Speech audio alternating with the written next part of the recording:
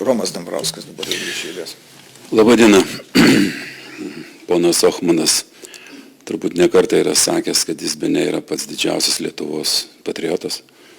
Tai aš prisistatysiu labai paprastai ir kukliai, reiškia Romas Dambrauskas, muzikos atlikėjas ir kūrėjas, tiesiog pilietis.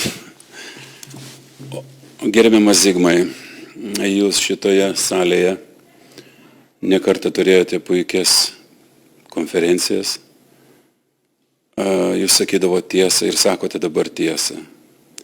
Tai yra sveikintinas poelgis ne tik kaip žmogui jums, bet ir kaip Lietuvos signatarui. Klausimas yra kitas. Jūs bene vienas, galbūt dar keletas signatarų yra, kurie dar kalba, sako tiesą ir sako žmonėms tai, ką galvoja patys ir tai, ką žmonės turėtų girdėti iš jų lūpų. Bet aš manau, kad reikėtų visgi kreiptis į Lietuvos signatarus, kurių yra tikrai dar nemažai ir kurie yra garbaus amžiaus, bet garbus amžius visgi nesuteikia signatarui teisės visiškai tylėti. Aš manau, kad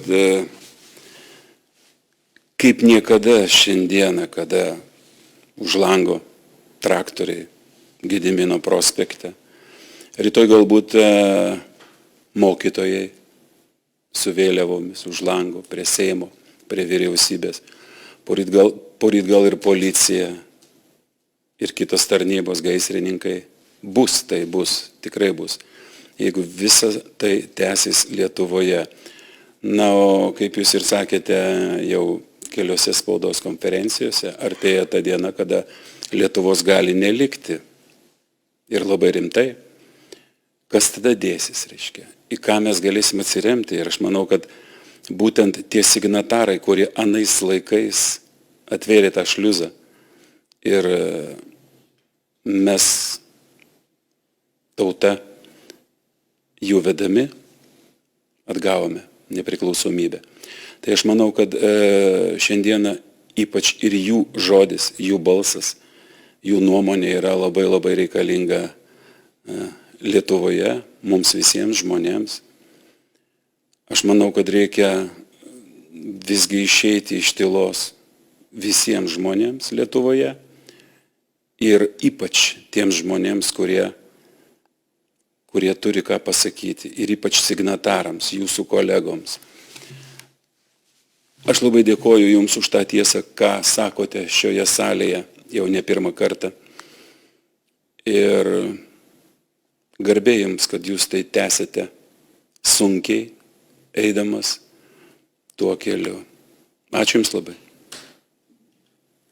Dėkui, gerbiamas Romai. Aš manau, jūs labai teisingai kalbate ir aš noriu priminti, kad daug metų Lietuvoje viešoje erdvėje žodis signataras, ne 18 metų signataras, bet 90 metų signataras buvo visokiausiais pretekstais, visokiausiam progom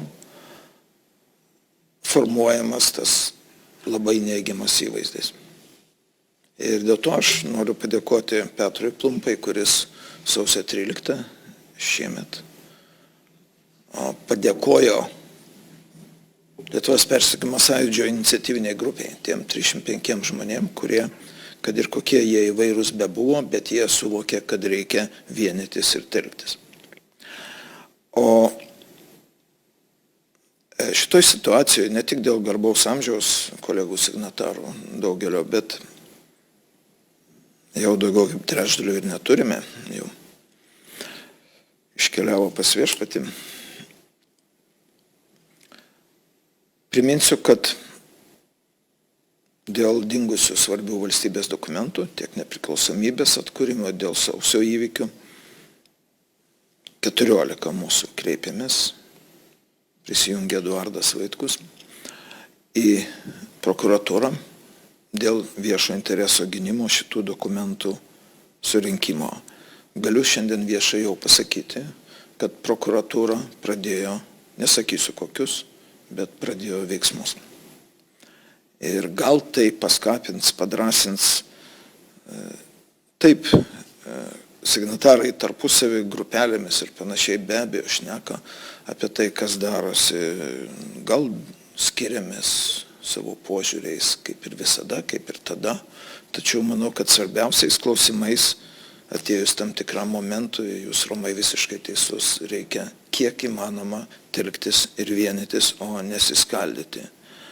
Tai aš labai korektiškai ir žemdirbiams suvažiavusiam norėčiau šiandien pasakyti, ne tai, kad pastabą pasakyti, bet nuoširdžiai, draugiškai, jūs parodėte jėgą, su kuria valdžia negali nesiskaityti ir skaitosi.